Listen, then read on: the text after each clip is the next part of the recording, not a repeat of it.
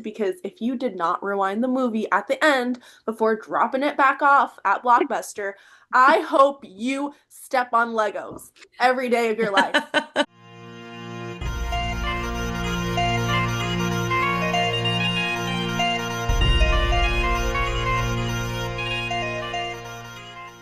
Welcome to a court of cortisol and chaos. The podcast where we spiral over fictional characters. Ignore our real life responsibilities. And discuss things that finally made it out of the group chat. I'm Lindsay. I'm Amy. I'm Addie. And I'm Dom. Welcome.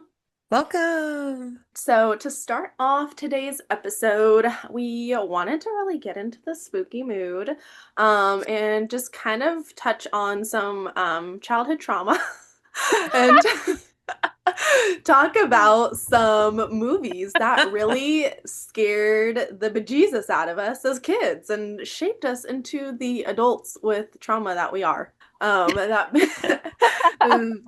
being said, as one does, you know, I feel like that's pretty millennial core, watching scary movies, unattended, way past bedtime.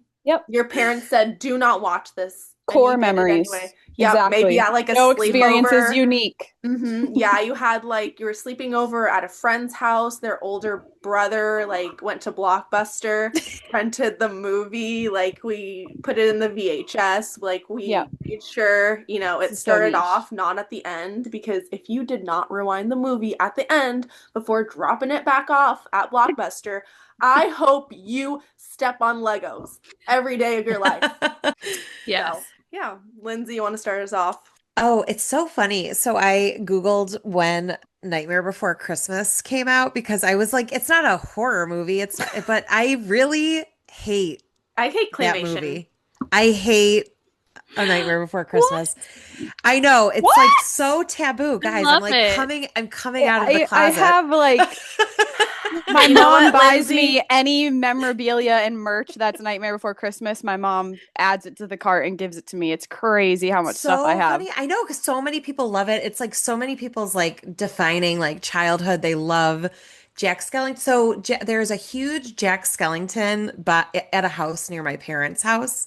And my 4-year-old said, his name is George, and there's another George in the class. And he said, George loves Jack the Skeleton. And I said, oh, he's from a movie. Do you want to watch the movie?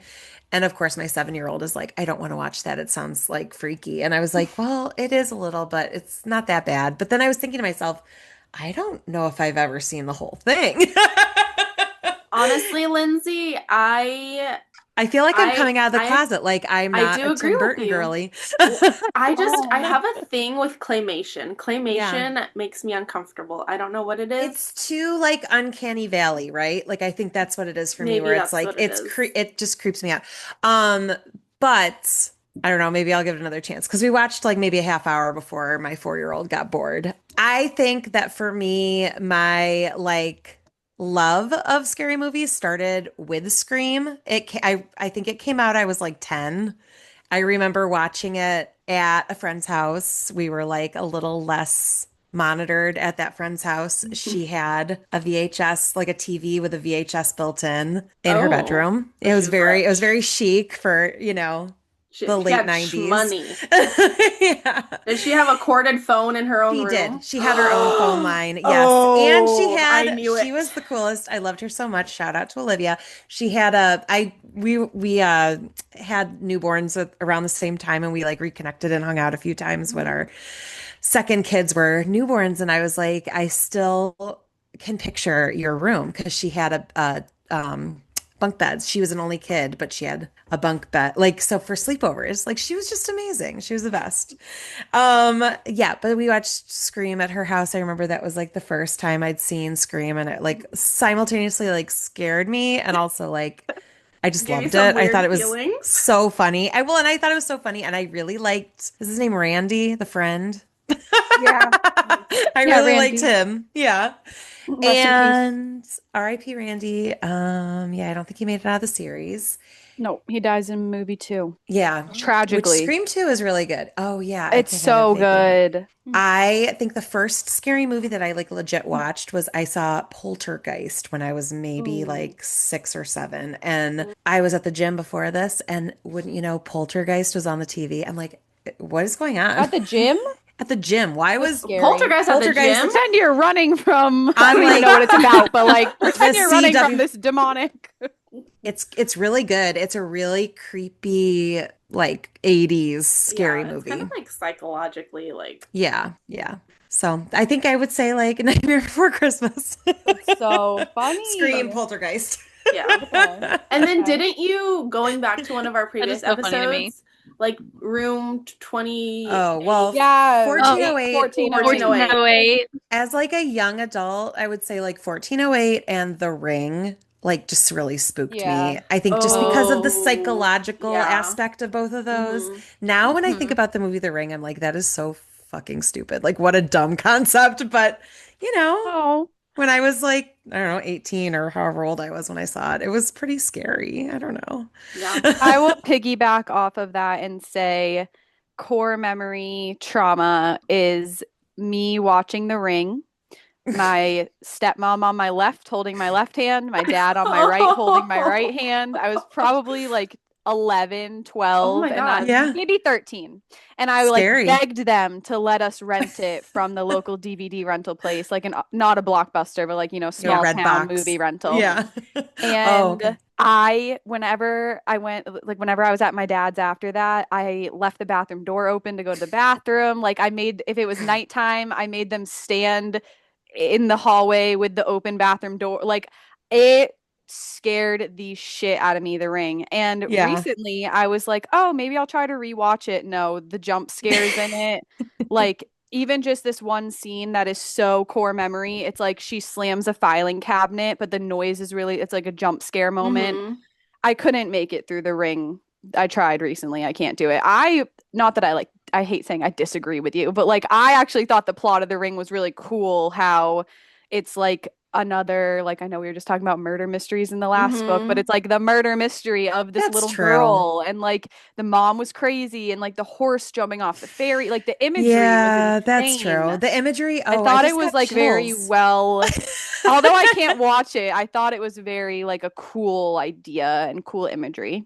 Maybe But I've it's just like traumatized me. maybe I tried to make myself so tough and so like beyond it because I was like, it's so dumb. But then when you Yeah. mentioned the actual like imagery from the Ring movie, my whole body like seized up. Yeah. Or like even when they when you put the movie in and it's just the cut scenes of like the fly landing on the Yes. ladies, like she's Oh, brushing her hair God. and the Yeah. fly, like Okay. creepy as Okay, shit. I have fine. You're chills. right. Okay, It's I'll so stop. scary. It's so scary. It's so creepy. It was a well done movie. And she never Yeah. sleeps. Remember that? She never sleeps. Yeah. I don't love Yeah. that. Sleep. So that's one. Mhm. Another one, very similar to the intro when Dom was opening up the episode. My sisters, who are 10 and 13 years older than me, went to Blockbuster one night. This one I probably was like 8 or 9 because we still lived in the house that I lived in growing up, which we moved out of at 9. So they told me, like, Addie, you cannot watch this movie. Like, you have to go to bed. Me and Alyssa are going to stay up and watch a scary movie. You cannot watch it. Naturally, I snuck out to the freaking living room, hid behind the couch for as long as I could. It was, I think it's called Haunted House on the Hill. It's like this guy hired, oh, you guys have to watch it. It's like a 90s slasher movie. This guy, he's a millionaire, lives in this big mansion, and he like sets up a game where like whoever survives the night will win $1 million. And it's like the house is Oh. haunted, and like one by one the characters like get taken out Okay. and get like unalived in different ways. And I lasted for like maybe a half hour, 45 minutes before I got so scared that I like screamed, and then they screamed because I was behind the couch. Is that it? House on Haunted Hill? Yep, $1 million each. Yeah, for whoever Oh. survives. Yeah. Huh. That I have never Oh, watched it. Tay Diggs. Oh. Young Tay Diggs. Oh, is in it. So that Scary one movie. traumatized me. And then I thought this one would be funny to add. the scene in The Lady and the Tramp with the Siamese cats. We are Siamese, also, if you please. The Shining, So yeah. Hell no. That scene gives me the same uncomfortable feeling I get when I watch claymation. That's so funny. It's I don't so know creepy. what it is. It's just the music, it's the dark imagery. I've rewatched it like on YouTube, just that one little clip. Exposure it's fucking therapy. creepy. Yeah. It and is like weird. the cats go to like the cats are like trying to kill the pet fish, and Lady is like she's like running behind them trying to make sure the goldfish doesn't like it was traumatizing, okay? Those are my 3. Those are really good ones. So funny.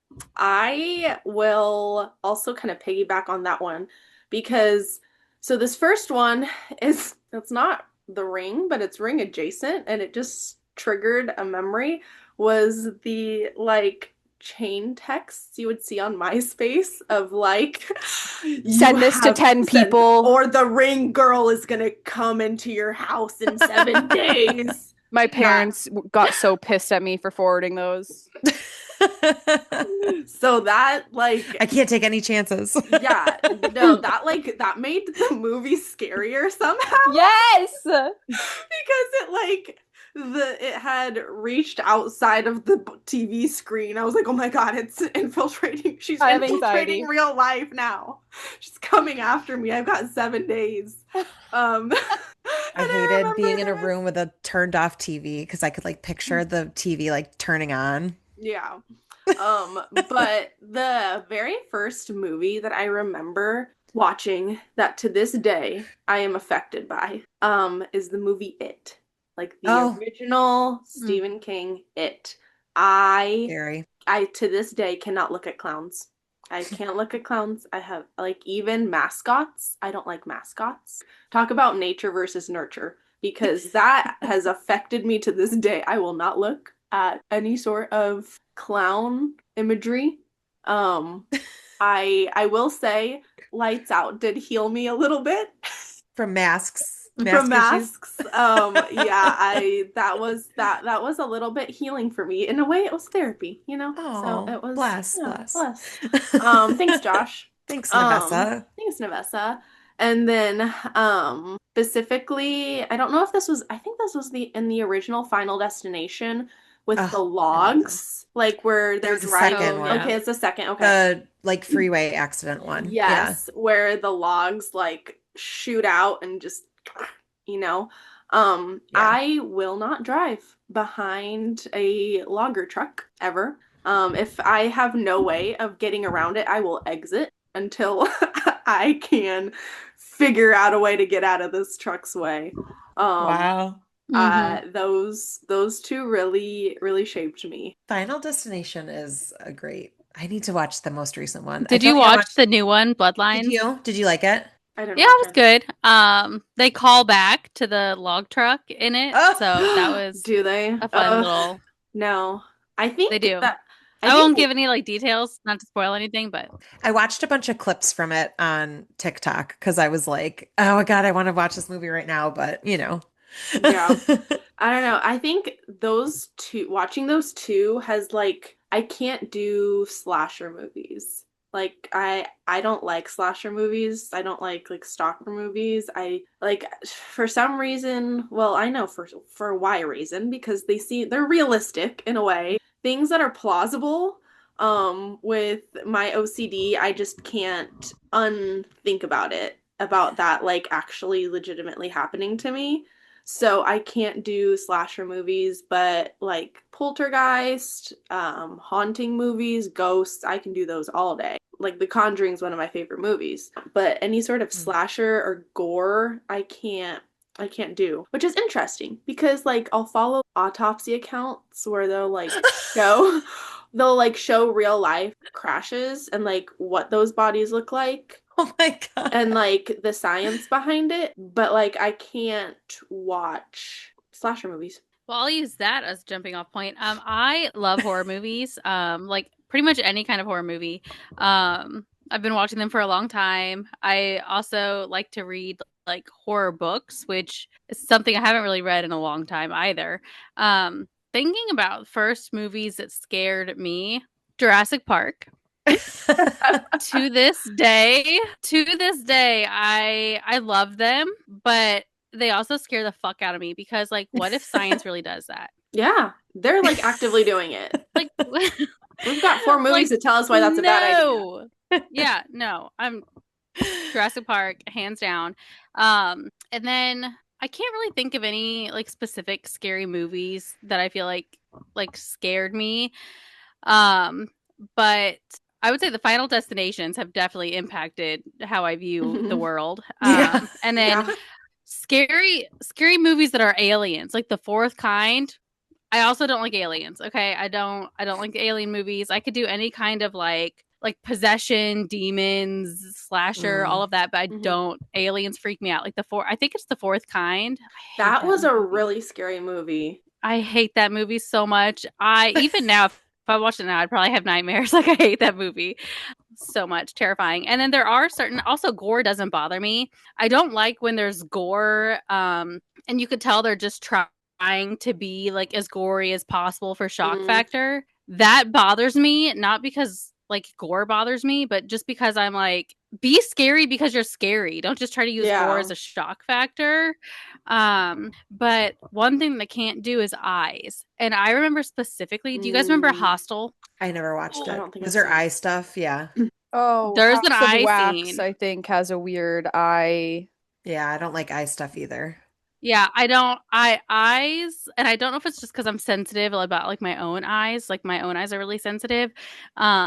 But like that, I did have to turn away at that. And like gore doesn't bother me, but when it's eyes, I'm like, let me know when it's over. Let me know when I could look again.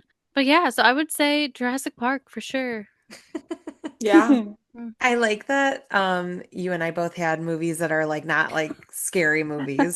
But it's just like when you're a little kid, like your psyche is like viewing things as different, you know. I know. I remember what other movie it's to this day gives me anxiety is when I was really young, we went to Universal Studios.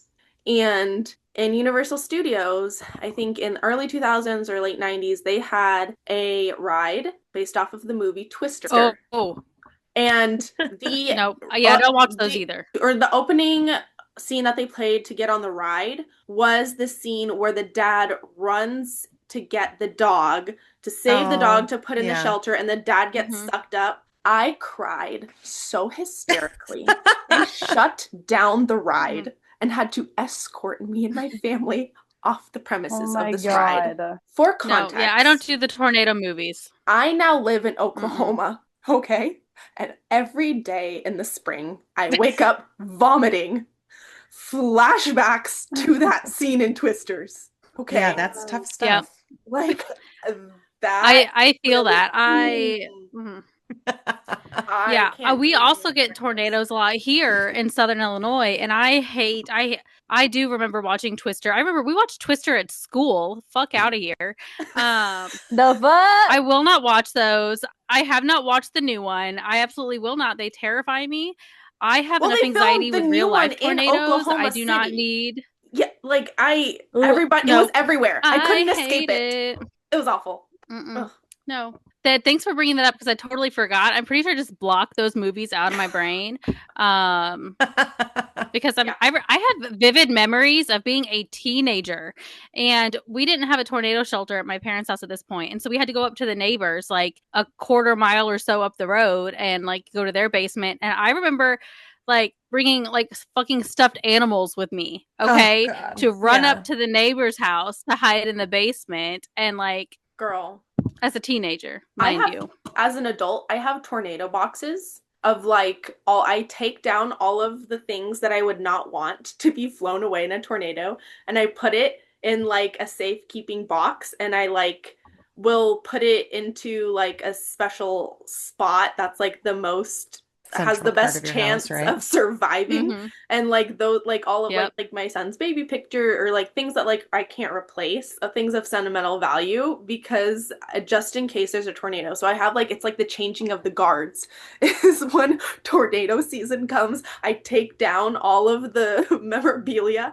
and I put them in like a fire safe proof box just in case our house gets blown down by a tornado. So I'm like, well, even if my house is gone, maybe I'll have this like ceramic handprint of my baby.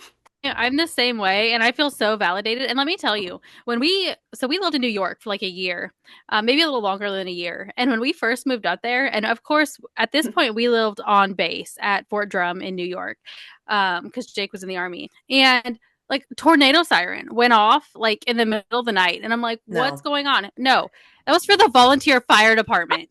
Yeah. Or for the fire. That was the call for the fire department.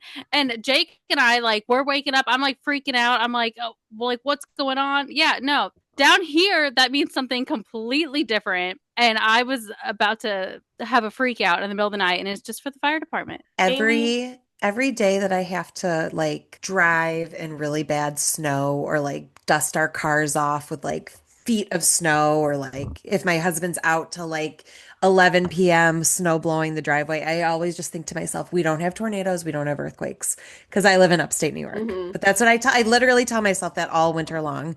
We don't have tornadoes, nice. We don't have earthquakes. We don't have tornadoes, we don't have earthquakes. Well, I'm from California. Well, I'm from Florida and California. So I've got experience with hurricanes, and I'm like from the Keys. Like I'm from the Florida Keys. So we got hurricanes. Like the real deal stuff. And then California, Southern California with the earthquakes. And I've experienced both. Nothing lights a candle to tornadoes for me. So I have like experience with every type of natural disaster at this point. Tornadoes are horrifying. I hate them. I hate them so much. They're so scary. Well, I'm glad movies didn't affect us all too much. Right. I'm glad we're such well-adjusted people. Oh, yeah. That kind of segues into the delulu. Speaking of being well-adjusted, let's talk about our delusions. Our delusions. So I had texted the girls and I said, for this episode, we should talk about like delulu headcanons, like delusional things that we think. And they're kind of like, this is my theory. And I said, no, babe. This is not a theory. Like there's nothing in the books at all that suggests any of this. It's just what happened in your mind. So that's what we're going to share, our like delulu Maasverse headcanons that we've just told ourselves to make things a little easier and more palatable. Lindsay, your list is perfect. I was gonna say, like, you really covered all the bases. The only one I'd add is that Lahaba is still alive and well, and her and Erithis are besties, and they just lounge on daybeds all day and watch Fangs and Bangs and Beach House Hookup. Talk about Athy. I can't even think about Lahaba. I'm tearing up already. Athy, and he's dreamy. I tell myself that Astrid, so this is a Throne of Glass one, because when I think about Astrid's story, it's too sad. So I tell myself that Astrid gave birth to her witchling, but she was not stillborn. But the Manon's grandma sent her away, and the hunter raised the baby. And the baby and the hunter lived a normal, like, human lifespan. And that's why when like Astrid would like fly overhead, she'd see the hunter, she wouldn't see the witchling, but it's okay, she was at school. And then when she did the yielding, she realized, oh my God, they lived a long human lifespan together and they were happy. And then they're all together wherever. I'm gonna throw up. Yes. That's what happened.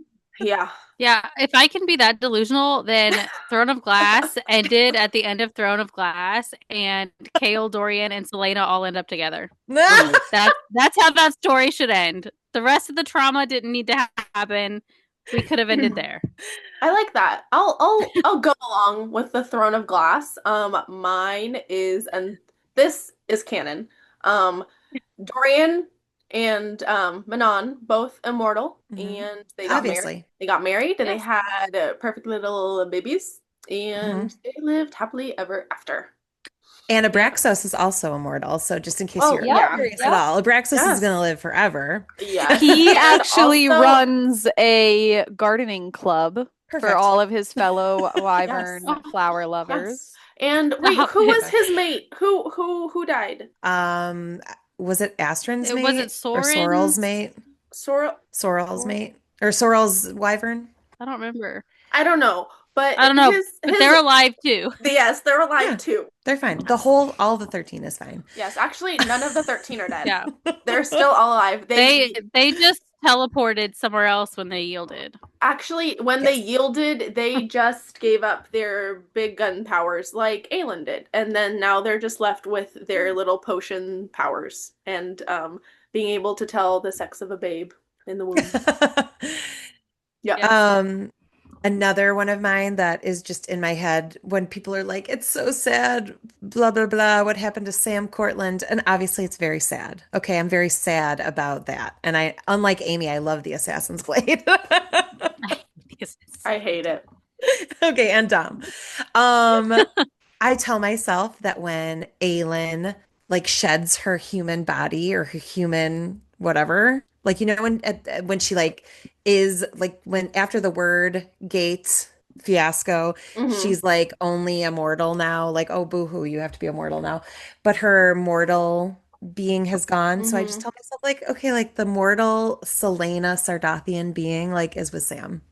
It's funny you say that because I don't like the people that say, I don't like the theory of like Selena was mates with Sam and Aelin's mates with Rowan. No, I think Aelin belonged with Rowan the whole time, but I think that Sam got that does piece of her. belong. Yeah, I think Aelin does belong with Rowan, but I think of Selena as a separate character. No, that's what I'm saying. I don't too. like but I don't like when people say like Selena and Sam were mates and Aelin and Rowan are mates. And I'm like, no, like Aelin is Selena, but I think that like whatever. Selena when Selena was gone, that part of Aelin went and is with Sam somewhere. Yeah.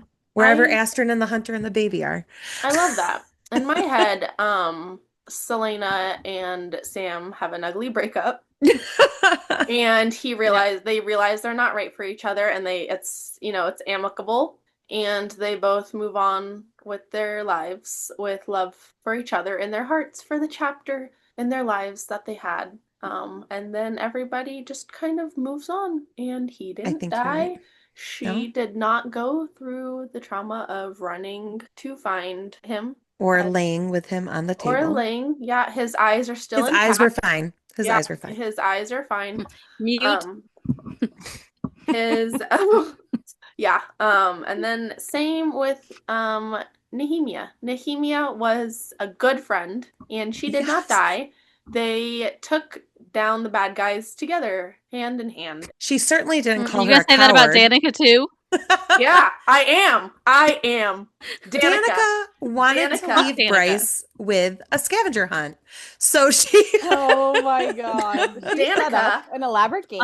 Can kick rocks, frankly, because Danica also should have been a better friend. Oh, I love Bryce. Bryce deserved better. Every single thing that was revealed, like it just kept like hit after hit. I was like, damn, Danica, like what else could there be? And when I was reading that, I just remember thinking like, oh my gosh, like I can't believe Danica was keeping all this from Bryce. And then there was more. There was always more. There was always one more secret revealed. And I'm just like, there's another like, book. Did you even know each other? Were you even friends? Right? I know, but they did have a beautiful. I cry when I think about that scene. It was one-sided. Were they really that good of friends? Sweet Bryce.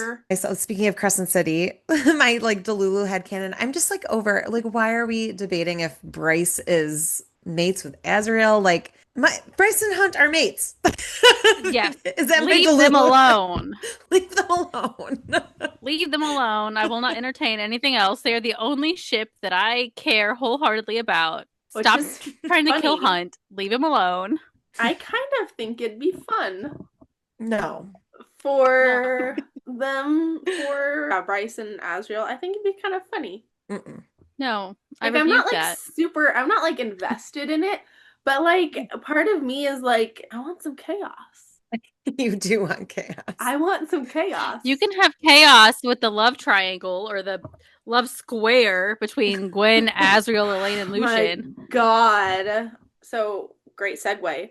My other delulu is that if I buy into the everybody's evil in ACOTAR theory, I think that ACOTAR is the villain origin story of like Feyre and honestly the Archerons.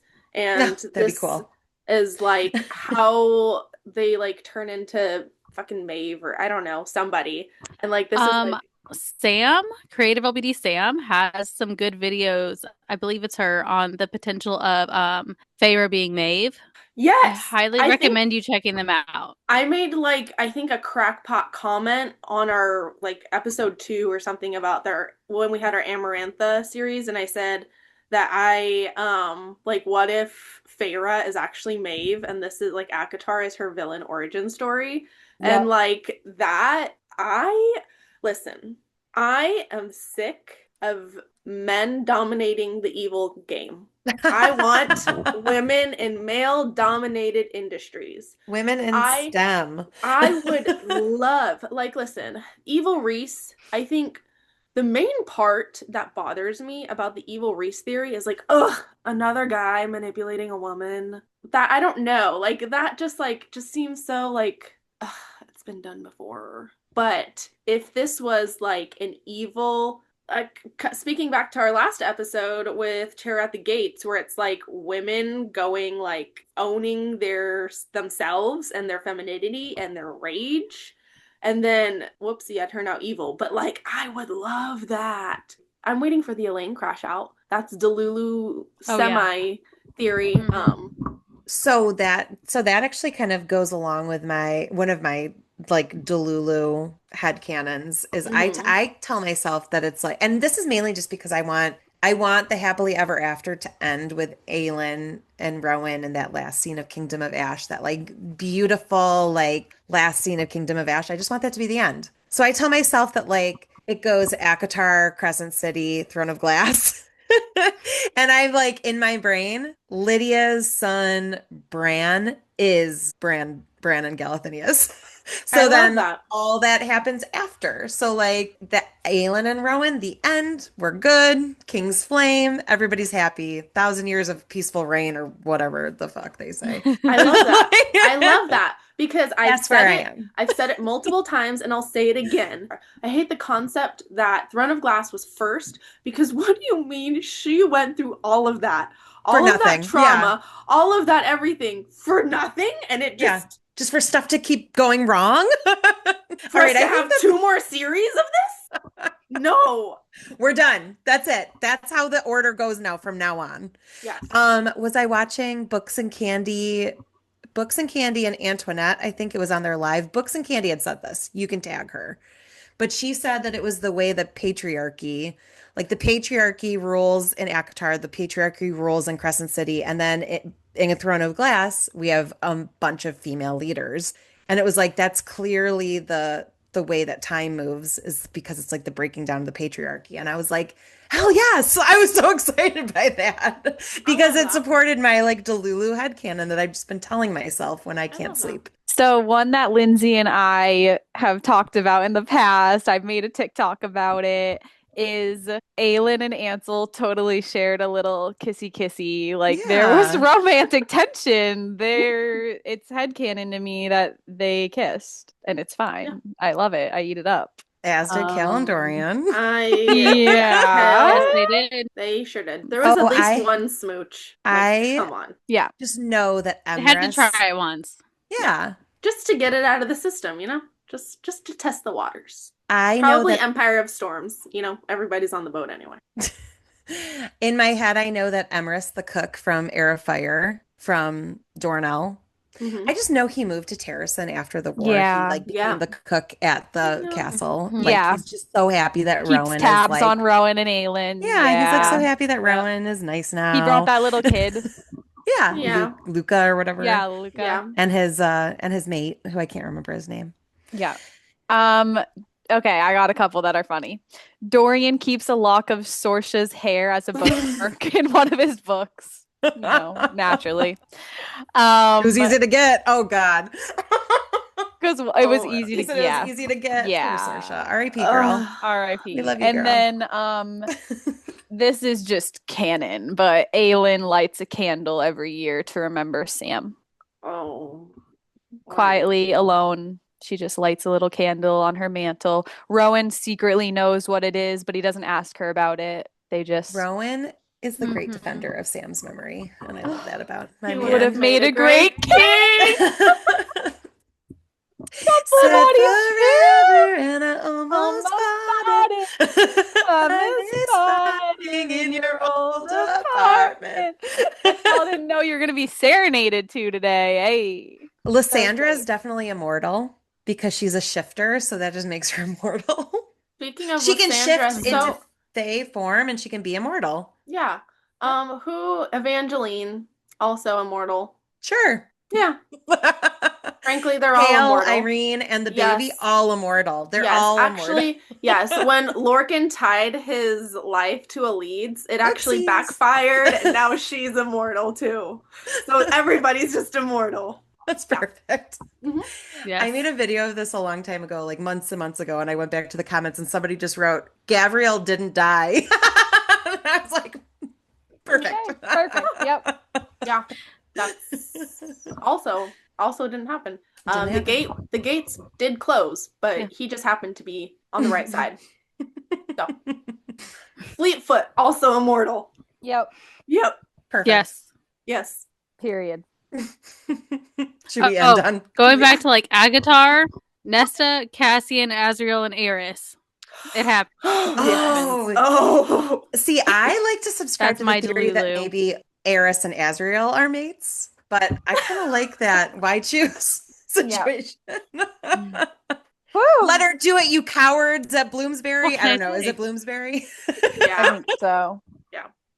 Because I mean, she was entertaining thoughts about Cassian and Azriel. Yep. So, and then the chemistry between her and Eris, like, yes, all of them. Yeah. Well, apparently there was a threesome scene that the publishers had her cut, you know. And for what, Bloomsbury? And for what? Yeah. Yeah. Shot yourselves in the foot with that one. You missed out on money. Yeah. Do it, you cowards. Release it from the vault. Think of the merch. Think of the merch. Yeah. Nesta's been to Paris. She's a woman with a name and money, and she went to Paris. Good fortune and a name. Yeah. She went right to Paris. She went straight to Paris. She visited the Eiffel Tower. One-way ticket. Yep. I just want to say that like my one headcanon is that Ethan plays Sunball. He does. I think he might be a captain. I think Ethan in Crescent City. I think for Crescent City University, you guys. That's like what I imagine. Yeah, that tracks. No. Wait, which one is Ethan? The Sunball captain. I really expected that to have a bigger part in things, you know? The next book, I'm sure, will be Ethan and Therian, and Ethan's going to join a pickup league or fucking idiot CCU's team. They're going to infiltrate. I'm going to have to read a book about Therian. I'm going to have to read a book about Idiot 1 and 2. But they're shared brain cell. It's the singular brain cell that they're sharing. Just bouncing back and forth depending on what chapter we're on. Remember, like, what were you going to say, Amy? I was just going to say, I think both of them, I think neither one of them wants to take custody of that brain cell, and it just sits in limbo because I'm not sure that they're even using one. Honestly, new headcanon, they're mates. They're mates. Perfect. Like, you know, they of equal power, of equal brain capacity, it's their mates. They belong with each other and nobody else. That way it's the I mean, I love them, don't get me wrong, but they're also so stupid. Girl, I don't know. If I had to read one more damn chapter of Ethan watching Hypaxia do necromancy, I was gonna lose my shit. But I love Crescent City. If I had to read one more chapter of him trying to bring Sigrid back, like, leave her alone. You already killed her once. Like, just let it rest. Oh my god! Like, it's you dummy. You're the prime. It's you. It's always gonna be you from the very beginning. Yeah. I have a feeling Therian's gonna die. Because he seems like that, you know, like the sidekick character that's lovable. Just enough. He seems like he wants to. Okay. He's towing that line. He's like, what can I survive today? What queen can I piss off? That's so true. He's making a list. Checking it twice. Next headcanon, last headcanon for me is I think Lucian's gonna die. Oh, okay. I don't entertain that. I rebuke Wait, you're muted. this negative energy. Okay, yeah, that's I said I revoke, I rebuke, but I was muted because I was choking on my soda earlier. Yeah, Really, I revoke and rebuke the Lucian dying. I don't know. I just got my last headcanon / crack theory, which I could actually find evidence for if I want to, is that the Weaver was Rasanne's mother. That's it. The end. Thank you for joining us today. She had the family ring in her possession. Okay. Like I've got a couple videos on it as a crack theory. But she had the family ring. She's described a lot like Maeve, I think, and he looks a lot like Maeve. So in this crack theory, the Weaver was one of Maeve's handmaidens that she sent away with baby Reese to keep him away from Orcus, and they ended up in Prythian. Dot. I can't remember the rest of the evidence I had, but there's a couple things. Well, that's fine. On there somewhere from months ago. You'll have to scroll. Evidence. Wow, I can see that. I like that because it goes back to chaos evil Maeve. And Maeve's a woman. Imagine that mother-in-law though, where she's like a psychopath, and you have to go retrieve your own engagement. She made her dresses. Yeah, that's something else I don't subscribe and the to. Weaver is a Y'all weaver. are boy moms. Would you make a dress for your son's future wife / mate? Yeah. I thought that was that's something that if you had just been like, Lindsay, was this in ACOCAC? I would have been like, no, that's weird. No. I would have but then you got the misprint. You just reminded me of that, and I was like, oh boy, I did read that when I read those books. That's the beta copy. They changed that. Yeah, that was not in the revised edition. The revised edition of all these books that we've all created in our brains. Yeah, I don't know. I really do think sometimes though people just be making stuff up and omitting stuff, and that's half the arguments I have with people on the internet is they just made shit up. Yeah, or when it's like she said in this one interview that this happened at the same time. Where's the interview? Tell me. Yeah, for one, where's the interview, and for two, I don't give a fuck what she said in an interview. Yeah. I would just like to say that as I enter my Hermione era, I think that we can do whatever we want with the source material. It's true. I think that it's all fair game at this point. If Lindsay's COVID Avengers Tower. Hell yeah. I'm going to find some of those stories tonight for you guys. I can tell you anything. You can make things up. Backstory is that I had, during COVID era, read some fan fiction about them all living in the Avengers Tower together, and they were all hanging out. They do be fucking in that Avengers Tower. Was it the Avengers Tower, or did they move into the Eiffel Tower? The world will never know. A lot of Lindsay Captain America, like, a lot of Steve Rogers, Bucky Barnes relationship. They made a lovely couple. That's a plot I didn't know I needed, but now I do. It was a long quarantine with a toddler, so COVID did a number on us. For sure. Really quick, not reading. I need to plug in yes, please. Nina with Flame and Fable Bindery. She is so phenomenally talented. She rebinds all her favorite books, reimagines the covers, and they're so good. Like, it speaks to my soul. I like just her style. And she was kind enough to send me some dust jackets for my books, but she also sent this bookmark from Antica. Like, look at this. Gorge. Are you freaking kidding me? Ugh, I want to read Tower of Dawn again right now. Are you freaking kidding me? And let me show a couple of these. So this is, I need to put these on my books. And so wow. So this is Throne of Glass, and like this is what like this spine looks like. You can rattle the stars. You can rattle the stars. Like, it's just so good. And then Crown of Midnight. Ooh. Like, this is the spine. What's the quote? Spirit that could not be broken. Oh my god, I have chills. And then like the Assassin's Blade with the ship. Oh, Ralph. Oh, that is beautiful. Rolf. I will not be afraid. I will not be afraid. Okay. Bye. See you later. I just run out the room. All you see is dust behind me. Yes. Air of fire. Oh my God. Stop. To whatever end. Fire. Bye. To whatever end. Right. Like I cried when I opened these. So Queen of Shadows. Oh, please insert a picture of you crying. Epic. Oh, absolutely. Which killer the human is still inside him. Killer the human? My favorite quote from the entire fucking series. I do that.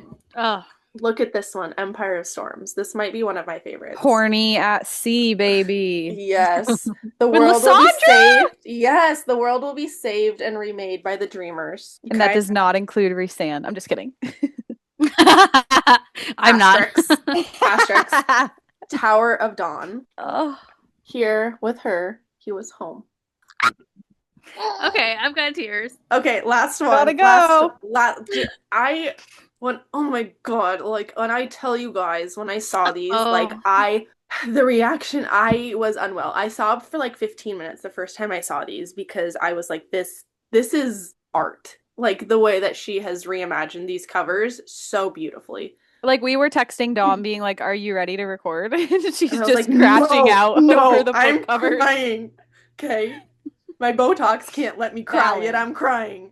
Okay, listen. This is the piece de resistance, Kingdom of Ash. Okay, so we've got the castle in the clouds, and then you do not yield. Well, that did it. What's on the near the water? Those black things. They are stags. The stags. That's what I was thinking. Yep. Wow. So. Thanks for sharing. Go buy them. Yes, so I will include her links in the caption to go buy her things. She also does like traditionally rebinded books that you can buy. The dust jackets are new that she just released, so people can go get her art at a very affordable level. So please go follow her. Please show her some love. She is unbelievably talented. She's so supportive. She's like the kindest person I've ever met. Like truly amazing, talented individual. So beautiful. So beautiful. So beautiful. I'm gonna go. I went to her TikTok. I already follow her, and I was like, "Oh no, I'm gonna buy this copy of Alchemized." Yes, she does. She does all sorts of different rebindings. Like she is doing Alchemized so well done. That's so cool. That's so cool. I love that. Yeah. Thank you for enduring our delusions about the Maasverse and listening to movies that scared us. Share your delusions and stories that scared you as well. You can find us at a Court of Cortisol and Chaos on TikTok and Instagram, and you can watch the podcast on YouTube, Spotify, and Apple. Thank you so much for watching. Make sure to find our podcast, subscribe, leave a comment, leave us a 5-star review. That really helps little baby podcasts like us. And we appreciate y'all so much. Thanks for spiraling with us. Now get back to your TBR. Bye. Bye.